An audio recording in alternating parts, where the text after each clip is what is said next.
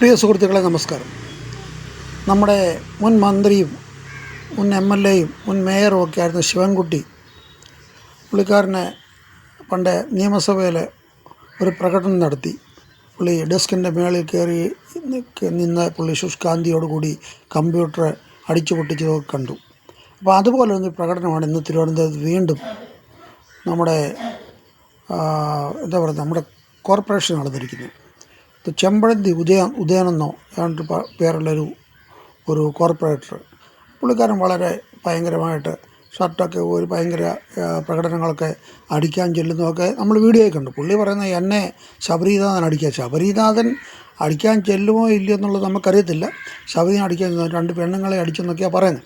എന്താണെങ്കിലും ഒരു BJP-യുടെ കൗൺസിലർ ഇപ്പോൾ ജയിലിൽ കിടക്കുക കാപ്പാക്കുറ്റത്തിന്. ഇതുപോലെ BJP-യോടൊരു സ്നേഹം എങ്ങനെയെങ്കിലും BJP-യുടെ പച്ച പിടിച്ച് പ്രതിപക്ഷത്ത് വന്ന് ഭരണത്തിലേറണമെന്ന് ആഗ്രഹിക്കുന്ന ഒരു വ്യക്തിയാണ് ഞാനും. പക്ഷേ ഇങ്ങനെയുള്ള ഗുണ്ടകളെ തിരഞ്ഞെടുത്ത് കോർപ്പറേറ്റിലും ഒന്നും ആക്കിയാൽ 10 വോട്ട് കിട്ടേണ്ടടുത്ത് 100 വോട്ട് നഷ്ടപ്പെടുത്തേ ഉള്ളൂ. അതുകൊണ്ട് BJP നേതൃത്വം പ്രത്യേകം ശ്രദ്ധിക്കണം. ഇങ്ങനെയുള്ള ഗുണ്ടകളെ യാതൊരു കാരണവശാലും ഒരു അധികാര സ്ഥാനത്തും എത്തിക്കരുത്.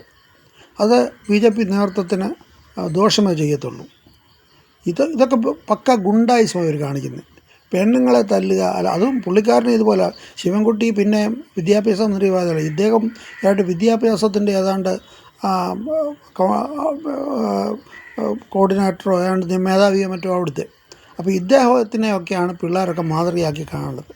അപ്പോൾ എന്തോ ഈ BJP നേതൃത്വത്തിനോട് പറയാനുള്ളത്, ഇങ്ങനെയുള്ള തരം താണ ഗുണ്ടകളെ ഒന്നും കോർപ്പറേറ്റർമാരോ അങ്ങനെ പഞ്ചായത്ത് മെമ്പർമാരോ ഒന്നും ആക്കിക്കഴിഞ്ഞാൽ നിങ്ങൾക്ക് കിട്ടാവുന്ന വോട്ടുകൾ നഷ്ടപ്പെടാനേ ഇത് ഉപകരിക്കത്തുള്ളൂ. അതുകൊണ്ട് നിങ്ങൾ ഇങ്ങനെയുള്ളവരെ ഒഴിവാക്കണമെന്ന് ഞാൻ എൻ്റെ ഒരു അഭ്യർത്ഥന പറയുകയാണ്.